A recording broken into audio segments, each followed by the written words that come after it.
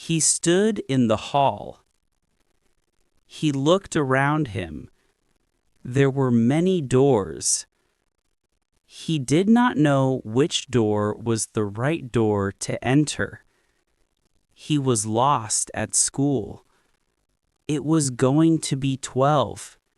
He was going to be late.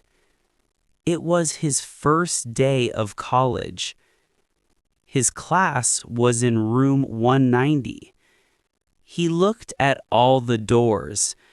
They each had a number, but there were no rooms numbered 190.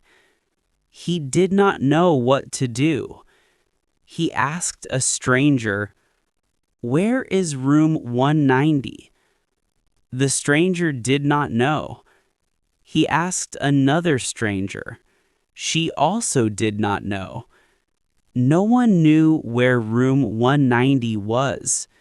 He checked his notebook, where he wrote down his classroom number. It was not room 190. It was room 140. Room 190 did not exist. He ran to room 140.